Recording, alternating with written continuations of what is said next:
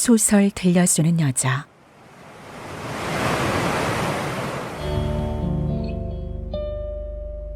소들려의 감성 오디오북.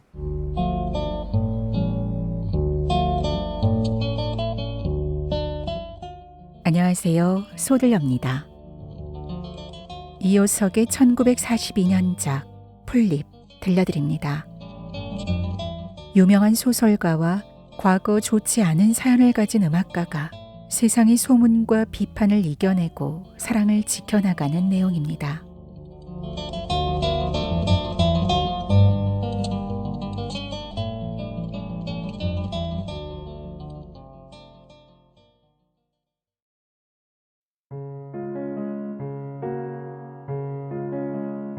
풀잎. 이효석.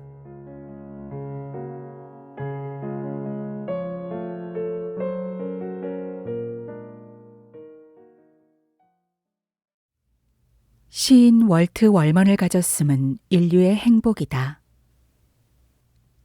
세상에 기적이라는 게 있다면 요 며칠 동안의 제 생활의 변화를 두고 한 말 같아요. 이 끔찍한 변화를 기적이라고 밖엔 뭐라고 하겠어요. 부드러운 목소리가 어딘지 먼 하늘에서나 흘러오는 듯 삼라만상과 구별되어 귓속에 스며든다.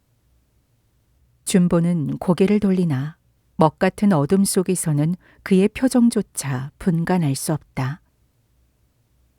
얼굴이 달덩어리같이 훤하고 쌍꺼풀진 눈이 포도알같이 맑은 것은 며칠 동안의 인상으로 그러려니 짐작할 뿐이다. 실과 사귄 지 불과 한 주일이 너물랑 말락할 때다. 그건 꼭 내가 하고 싶은 말이오. 지금 신비 속에 살고 있는 것만 같아요. 이런 날이 있을 줄을 생각이나 해봤겠소. 행복은 불행이 그렇듯 아무 예고도 없이 벼락으로 닥쳐오는 모양이죠. 되레 걱정돼요. 불행이 뒤를 잇지 않을까 하는. 그만큼 행복스러워요. 행복이고 불행이고 사람의 뜻 하나에 달렸지. 누가 무엇이 우리들을 어떻게 할 수 있단 말이오. 사람의 의지같이 무서운 게 세상에 없는데. 그 말이 제게 안심과 용기를 줘요. 웬일인지 자꾸만 겁이 났어요. 낮과 밤이 너무도 아름다워요. 모든 게 요새는 꼭 우리 둘만을 위해서 마련돼 있는 것만 같구만요. 방공 연습이 시작된 지 여러 날이 거듭되어 밤이면 거리는 등화 관제로 어둠 속에 닫혀졌다. 몇 날 밤의 소요를 계속하는 두 사람은 외딴 골목을 골라 걸으면서 단원들의 고함을 들을 때 마음에 거슬리는 것이 없지는 않았으나 평생의 중대한 시기에 서 있는 준보에게는 그 정도의 사생활의 특권쯤은 그다지 망발이 아니리라고 생각되었다. 하물며 낮 동안에 일터에서 백성으로서의 직책과 의무를 다했다면야 그만큼의 밤의 시간은 자유로워도 좋을 법했다. 아내를 잃은 지 채 1년을 채우지 못했으나 그 한 해 동안의 적막이 준보에게는 지난 반생의 어느 때보다도 크고 쓰라린 것이었다. 사랑 속에 있으면서 때때로 느끼는 적막감은 오히려 사치한 감정이요. 사랑을 잃었을 때 비로소 사람은 사랑이라는 것이 단순한 추상적인 용어가 아님을 절실히 느끼게 된다. 야심이며 희망이며 청춘의 모든 욕망을 가리고 바치고 걸러서 마지막으로 쳇바퀴 속에 남는 것이 역시 사랑임을 새삼스럽게 느낀 듯도 했다. 준보에게 사랑이 없는 것은 아니었다. 쉴 새 없이 뒤를 이어 그 무엇이 앞에 나타나고 생활 속에 스며들기는 했으나 그 전부가 반드시 사랑이라고만도 할 수는 없었다. 사랑으로까지 발전하기 전에 선체로 끝나버린 적도 있었고 단순한 감상적인 경우도 있었고 또 일시의 허물에 지나지 않는 때도 있었다. 동무들이 그를 연복가라고 부러워하는 그런 의미의 행복감의 연속 속에서 살아왔다고는 생각되지 않았다.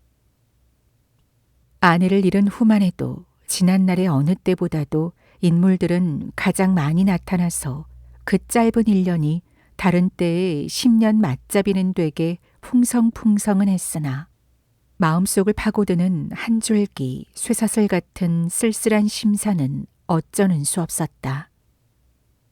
현재의 만족감 이상으로 가버린 아내에게 대한 슬픔과 뉘우침이 큰 까닭이었다. 결국 준보는 그를 둘러싼 화려하고 다채하게 장식된 분위기 속에서 단 한 사람, 아내를 사랑해 왔다고 할까. 비늘구름 같은 자자부레한 꿈의 조각들을 허다하게 가슴속에 가지면서도 단 하나 아내에게 사랑을 길러오고 북돋아왔음을 아내를 잃은 후에야 비로소 자각하게 된 셈이다. 아내의 추억 속에서 남은 반생을 살아야겠다는 순교자다운 경건한 마음을 먹어본 적도 없지는 않았으나 준보의 체질과 기질로는 필경은 당치 않은 일만 같아서 역시 다음 숙명을 기다리는 희망이 그 어디인지 마음 한 귀퉁이를 흐르고 있었다. 사랑을 얻는 것도 잃는 것도 다 같이 하나의 숙명적인 인연이다. 아내를 대신할 만한 정성과 열정이 아무 때나 작정된 때에 반드시 차려져 오려니 하는 기대가 없다면 사실 살인적인 그 한 해의 고독은 견디어 올 수 없었을는지도 모른다. 헐어진 가정을 쌓아서 새로운 생활을 설계해야 하고 고독을 다스려서 보다 높은 사업을 이루어야 함이 인간 경영에 주어진 영원한 과제인 까닭이다. 자멸의 길을 버리고 창조의 길을 찾아야 함이 인류의 행복을 가져오는 까닭이다. 다음 숙명을 준보는 실에게서 발견했다고 생각했다. 너무도 빠르고 이른 발견인지는 모르나 발견이란 원래 그렇게 당돌하고 돌발적인 것이다. 실 이전에 나타난 문 인물 중에서 숙명의 대상을 보지 못하고 띄엄띄엄 몇 고비를 넘어가서 하필 실에게서 그것을 찾아낸 것도 숙명에 숙명된 까닭일 듯 싶었다. 애써 말한다면 간 아내가 가졌던 인상의 그 어떤 향기를 그에게서 맡은 까닭이라고나 할까. 그 어디인지 구석구석 방불한 곳이 있어서 그것이 모르는 결에 준보의 마음을 끌어당긴 모양이었다. 불과 며칠의 감정이 통하고 정서가 합하고 생각과 취미가 맞음을 알았다. 걸어드는 피차의 걸음이 무섭게도 빨랐다. 술래잡기의 술래같이 왈칵 서로 부딪혀서 이마가 맞닿았을 때 깜짝들 놀라면서 그 며칠 동안의 순식간의 변화를 기적이니 신비니 하고들 느끼는 수밖에는 없었던 것이다. 두 사람에게 다 기적이요, 신비요, 꿈이요. 사랑이란 그런 것인지도 모른다.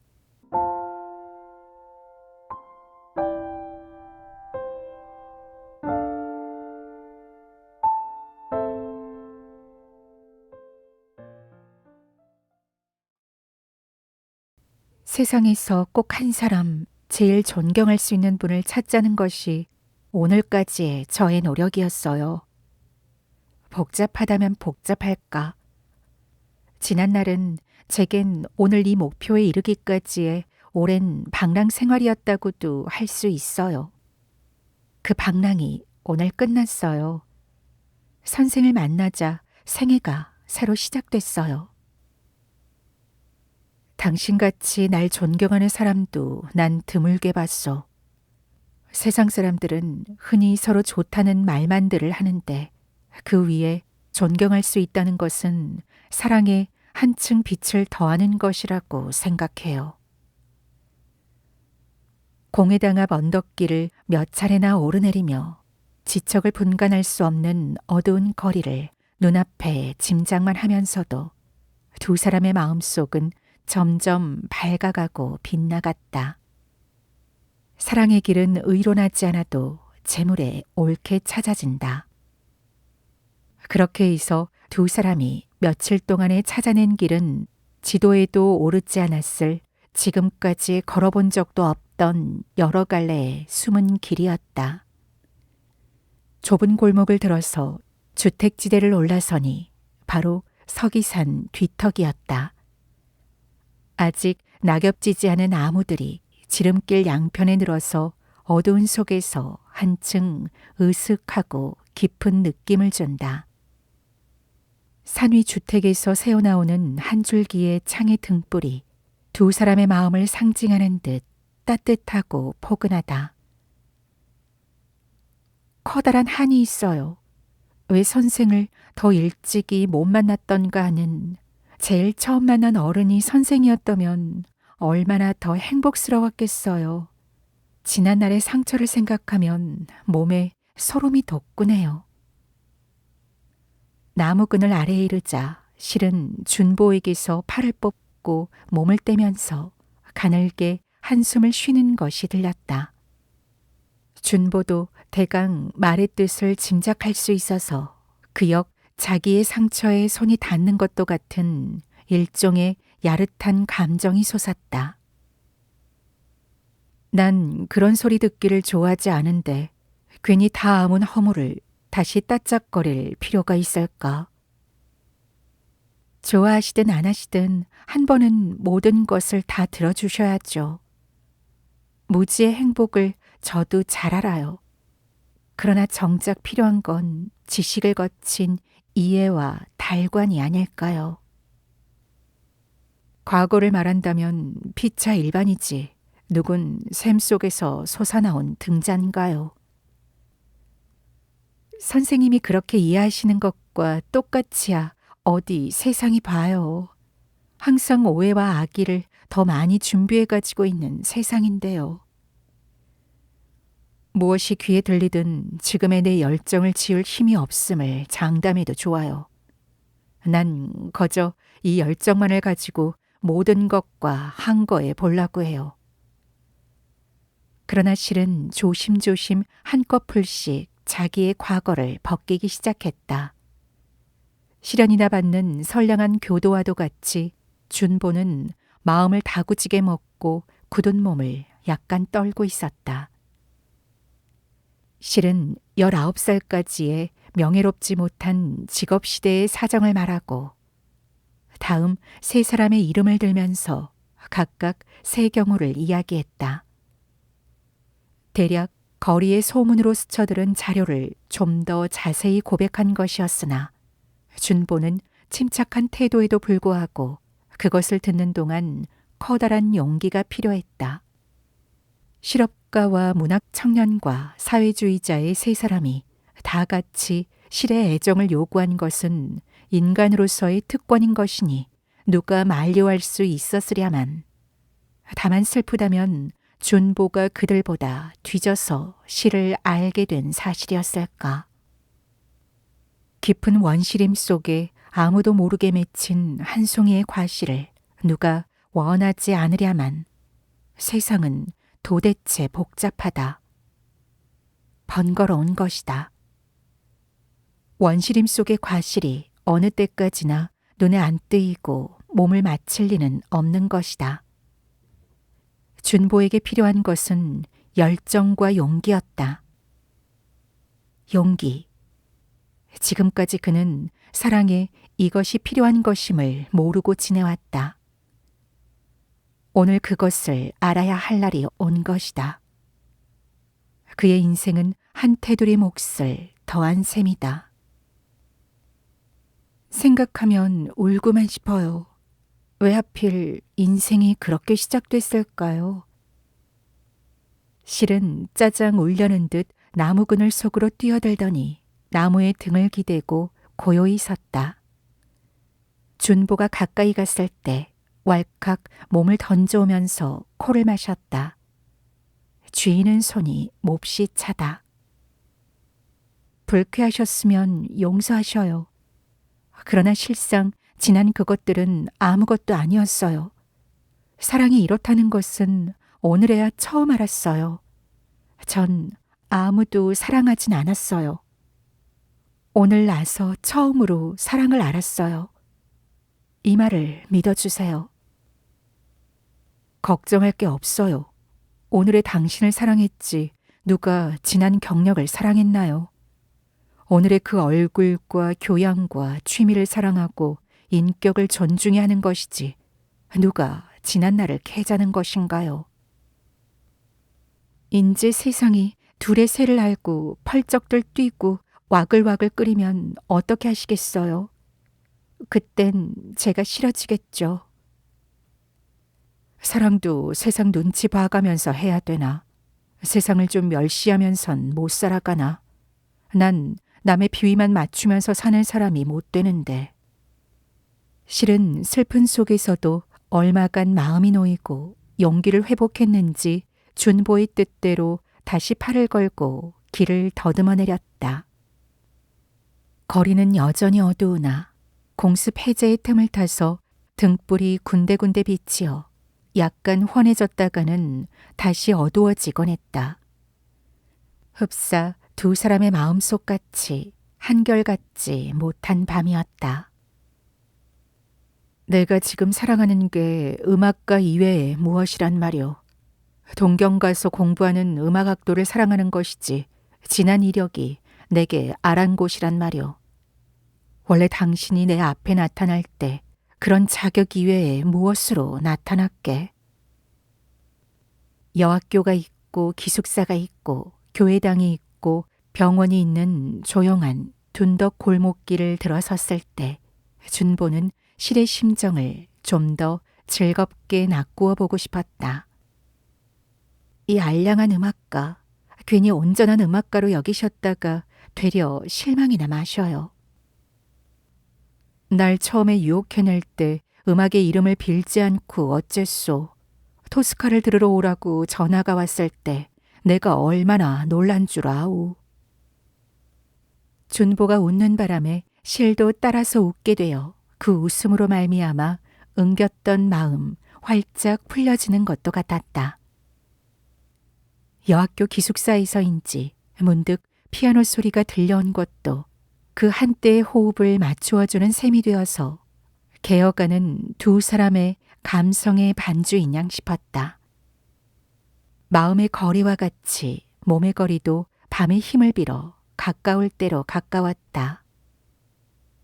토스카와 라보엠과 마담 버터플라이 등의 가극의 신판을 새로 구했으니 들으러 오지 않겠느냐는 뜻의 전화를 실에게서 받던 날, 준보는 의외의 소식에 당황해서 반날 동안 그 생각으로 머릿속이 가득 차 있었다.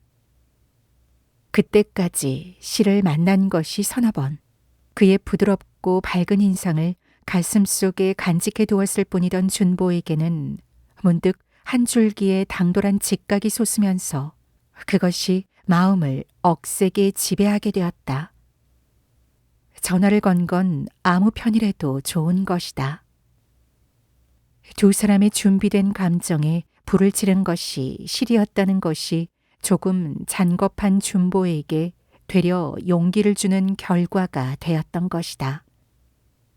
실의 형이 경영해 나가는 찻집 한 구석에서 그날 밤 두 사람은 가극의 신판을 듣는 것이 아니라 음악과는 먼 이야기에 정신이 없었다. 닫다가 전화를 걸어서 놀라셨죠. 동료들은 뭐라고 그러지들 않아요. 학교에서 그런지 전화 걸기가 거북했어요. 여자가 먼저 덜렁덜렁 나서는 걸 두렵다고 생각하시지 않았어요. 기뻤죠. 제가 못 거는 걸 먼저 걸어주셔서. 물론 놀라기도 하고요. 어쩌면 그렇게 한두 번도 가게에 안 내려오셨어요. 속으로 얼마나 은근히 기다렸게요. 뵌지 한 달이 넘었거든요. 전 그래도 행여나 먼저 전화해 주시지나 않나 하고 생각하고 있었죠. 그 바람에 동경도 이렇게 늦었어요. 내일 떠난다, 모레 떠난다, 별로만 오면서 여름 휴가로 나왔다가 늦은 가을까지 이게 무슨 꼴인지 모르겠어요. 오라, 참, 동경 가서 공부하시는 학생이죠. 음악 공부 좀 아무 데선 못하나요? 음악 공부 좀 그만두면 어떤가요? 하고는 못 물으셔요? 그럴 용기와 결심이 준비됐다면야. 경우에 따라선요.